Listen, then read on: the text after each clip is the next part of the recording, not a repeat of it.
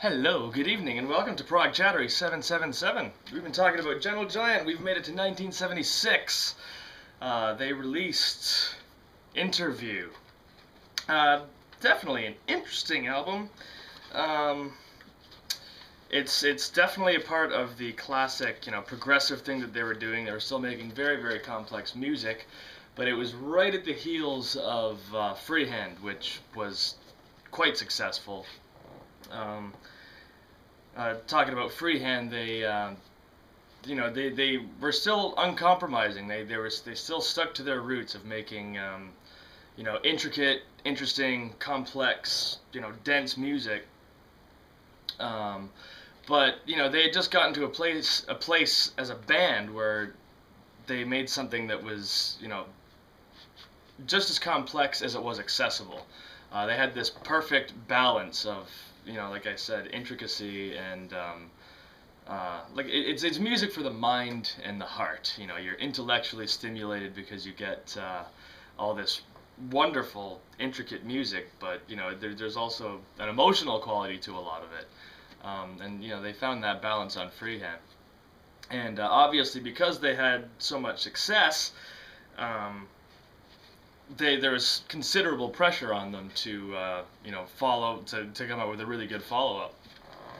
And I think they were too conscious of trying to make a really good Gentle Giant record when they made this, and I think ultimately that makes the album suffer a little bit. But it's okay. Like I said, it's still right in the prime of their complex music era. It's a concept album. I used to think it was the last concept album they did, but I think you could consider Civilian to be a concept album, their last album. But we'll talk about that later. With Interview, the concept is again, it's talking about commerciality and whatnot. We get it's set up like an interview, so in between the songs you get an interviewer asking a question. And sometimes comically, all 5 members of the band will respond at the same time. And then, the idea is that the songs are the responses to the interviewer's questions.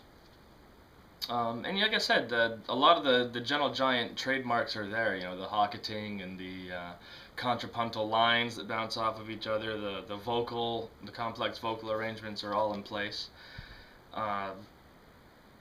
It starts to feel a little bit tired. It's the same fate that fell a lot of the bands at that time. They weren't able to recapture the essence of those early albums because they'd already done it, right? And if you refer back to what you did before, it's never going to be quite as original, as exciting as the original thing. Like, they're never going to do another Octopus. They eventually would have had to have moved on. And they try to. There's a few examples on here where we get some really interesting experiments, but it's starting to sound a little tired.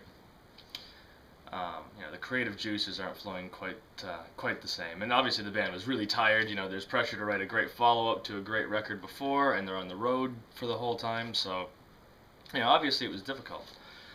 Not a huge fan of the album cover. They had much better album covers, obviously, but this one's a bit weird. It's cool though. Let's talk about the music. The album opens with the title track, Interview, which is quite bizarre. It's a startling opener. I mean, compared to Just the Same from Freehand, we get the finger snapping rhythm, bright major scales and whatnot, and even though it's complex and kind of a puzzle piece, everything just kind of fits together perfectly.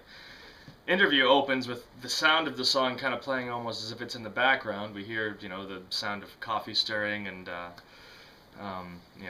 getting the table ready for an interview or whatever, and then all of a sudden we get the interviewer says, "Where shall we begin then?" And it just launches right into this kind of dissonant, jangly, heavy kind of a riff.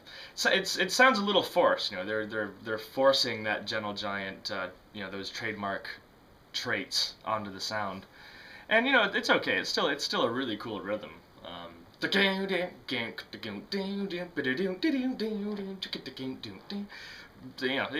still totally complicated and weird. The vocals are still just kind of a one line and many lines kind of a thing. It's not a lead vocal line. It grooves along. It goes into this kind of funny piano part where we get this atonal band, which is cool. But again, it's not accessible. It's not as welcoming as the previous album. It kind of it's a very harsh way to start the album.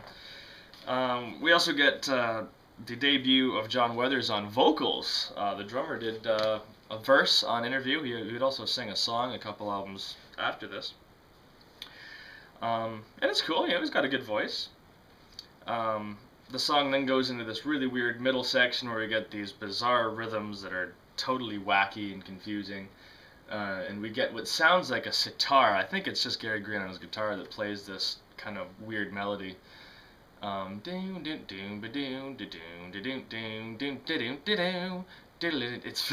really cool. It's cool, but again, it's disjointed and awkward.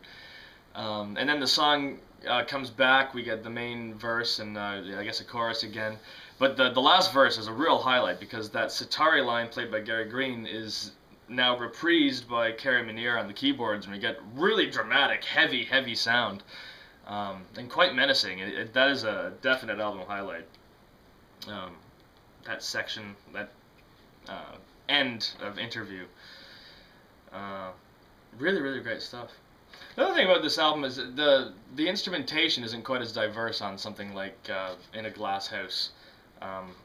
They're kind of getting settled into their basic instruments here. It's not like an octopus or like Glass House, as I said. Track 2 of side 1 is Give It Back. Gentle Giant does reggae. So again, it shows that they're still looking for new things to do, new ways to apply their signature musical stylings. And it's cool. I'm glad they did it. It's certainly not a classic Gentle Giant track. It feels almost awkward at times. The more you hear it, the less awkward it gets. And of course, we get the middle section, which has got some lovely marimbas played by Kerry Munir, and the guitar line that kind of bounces around. That's a real highlight. That's some classic Gentle Giant stuff. Winds its way back into the reggae rhythm. It's great drumming by John Weathers too. It's shows that he's capable of switching things up and reinterpreting things. That's what Give It Back is, a reinterpretation of their sound. But not necessarily a highlight of their career, but I like it. And we get side 1, track 3 is Design. This takes the cake for the most bizarre thing they ever did, far and away. It's absolutely strange. Basically all percussion with a few other kind of found sounds, like springy sounds. Doing. Again, brilliantly arranged, but there's absolutely nothing accessible about that whatsoever. I think they're trying to put their technicality and their percussion thing right on display and show how everything's arranged, but it's just bizarre. We get a lead vocal by Kerry Munir. There's also kind of a choir vocal. It's got one of those multi-layered contrapuntal vocal lines in the middle, and a big kind of tribal sounding build-up, which is I like all that stuff a lot, but talking critically on the album, it's just very bizarre. It's like they're throwing, it sounds desperate for ideas at the end of the day, but I still like it just for the bizarreness. The end is just too much. It's you get these vocal jabs, with the percussion bouncing off of it, and it's just, like I said, it's abrasive. This album in general is quite abrasive, but it's still good. I like it. It's just you can't put it up with the other albums that they did. We flip the album over. We get side 2, track 1, Another Show. Very high energy. They're really trying to go for the rock thing, and I think this is '76, so the early rumblings of punk were to be found. And it's a pretty good song. The complexity of Gentle Giant is still there, but you can see it getting toned down. I particularly like the synthesizer sound that Kerry Munir gets. It's the sound of him shutting something down. That adds a lot to it.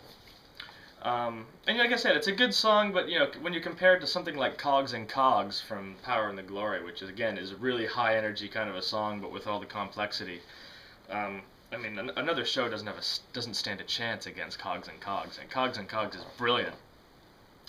But yeah, it's okay.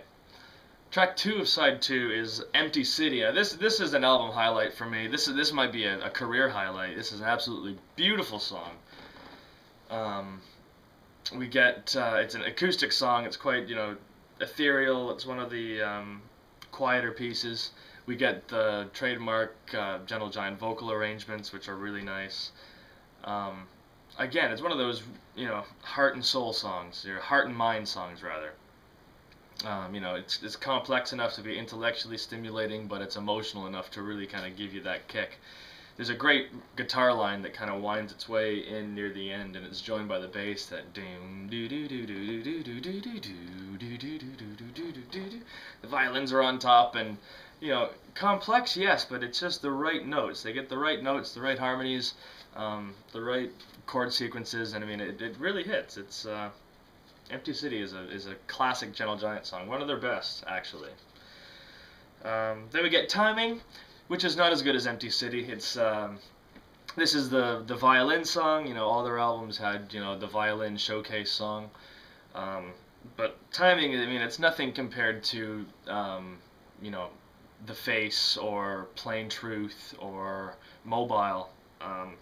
You know, this is where it's kind of like, here's a generic Gentle Giant song. That's what I was saying earlier. You can't. It's hard for them to recreate that magic, because in order to sound like they did before, they have to sound like generic Gentle Giant. And it's still good. I mean, there is some fantastic violin playing courtesy of Ray Shulman, and some great guitar, you know, jangly guitar that comes in and out, which is great.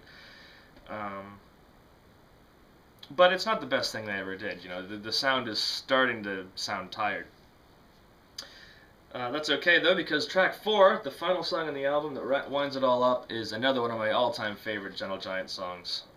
I Lost My Head. I think it's absolutely, it's perfect. It's one of those perfect songs by them. It's one of the it's set into 2 parts. So you get the acoustic intro followed by the big heavy riff at the end. The acoustic intro is a great little display of the medieval minstrelsy that they were so good at. Again, the instrumentation isn't quite as diverse. It's mainly acoustic guitars with a few percussion bits, but it's fantastic.